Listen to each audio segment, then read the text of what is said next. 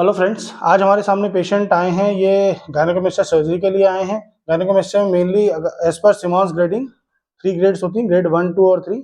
ये ग्रेड 1 है। अभी हम इनका आपके साथ में इनका मार्किंग वीडियो शेयर करेंगे। पेशेंट बहुत कंप्लाइंट है। हमने कहा था कि शेव करके आना, क्योंकि इससे सबसे बड़ा एडवांटेज रहता है ड्रेसिंग करते वक्त।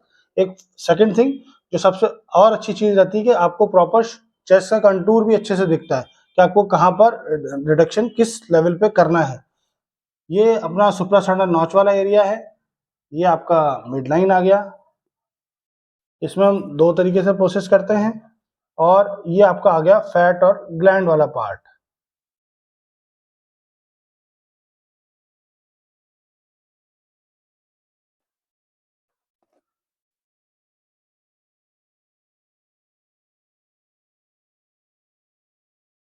हमको ये जब भी ये कुछ भी आप सर्जरी ये वाली करते हैं, ब्रेस्ट रिलेटेड सर्जरी, तो आपको मिड लाइन से हमेशा 1.5 से 2 सेंटीमीटर दूर रहना होता है, जिससे कि आप मिड लाइन क्रॉस ना करो।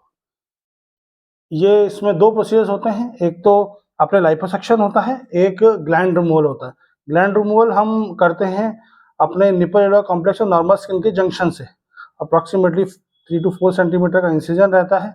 इसे ग्लैंड निकाला जाता है।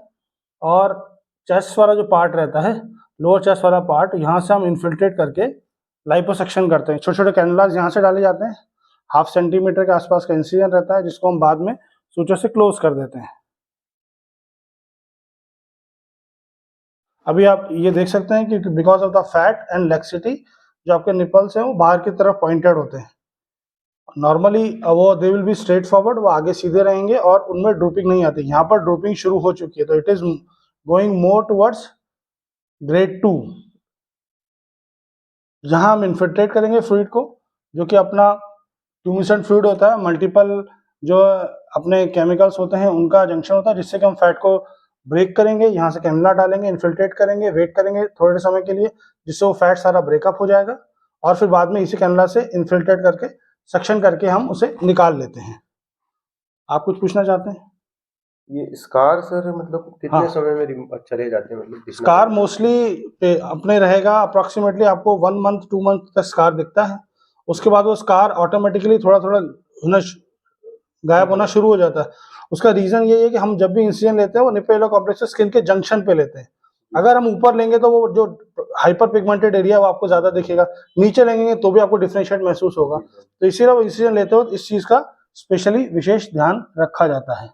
एक डाउट और है सर हाँ, कि कुछ लोग बताते हैं ये रिकर हो जाता है नहीं आफ्टर 3-4 ईयर, तो वो उसका नहीं, क्या? उसमें देखिए जो रिकरेंस वाला पार्ट है वो वाला पार्ट आपके वापस आएगा जिस पार्ट में कि आपके फैट वाला पार्ट ज्यादा है। जी, लेकिन क्योंकि हम ग्लैंड निकाल रहे हैं we remove the gland in total, वो फिर ग्रो होने तो का फिर चांसेस ग्रो है। नहीं होता है। जी, ठीक है, बस यही डाउट था कि वो रिकर नहीं होता है। और सर पेन वगैरह का स्टेटस आपके पेन पेशेंट? मोस्टली देखिए हम पेशेंट्स को जब भी डिस्चार्ज करते हैं वी डिस्चार्ज हम ओरल मेडिकेशन गोलियों पे। सेम डे हम पेशेंट्स को डिस्चार्ज कर देते हैं आफ्टर सर्जरी विद इन। कुछ पेशेंट्स नेक्स्ट डे भी जाते हैं, पर पेशेंट सेम डे भी जा सकता है। जो एनेस्थीसिया रहता है वो उस पर डिपेंड करता है कि हम मेनली हम आयना टीवाप के ऊपर करते हैं मोस्ट ऑफ द पेशेंट्स। तो कुछ पेशेंट्स जो बोलते हैं कि नहीं, हमको तो पूरा जनरल एनेस्थीसिया चाहिए, तो हम उनको बोलते हैं कि आप वेट करो नेक्स्ट डे के जाने के लिए। पर पेशेंट जिनका अपना टोटल इंट्रावीनस पे लेते हैं उन पेशेंट्स को हम सेम डे डिस्चार्ज कर देते हैं, क्योंकि जस्ट आफ्टर द सर्जरी वो लोग पूरे पूरे कॉन्शियस हो जाते हैं और वो अपना रूटीन काम आगे से 4 से 6 घंटे में सब रूटीन काम सारा कर सकते हैं। तो बेसिकली अपना जो एम रहता है वो ये रहता है कि जो भी ड्राउजीनेस है, जो एनेस्थीसिया काइंड ऑफ ड्राउजीनेस आती है, थोड़ा थकान आएगा, नींद सा आएगा, वो सारा चीज़ जैसे ही वाइप आउट हो जाता है, पेशेंट अपना नॉर्मल काम शुरू कर देगा, यूरिन पास कर लेगा, खाना पीना शुरू कर देता है, फिर discharge the patient. Suture removal होगा। Suture removal mostly 10 to 14 days में करते हैं।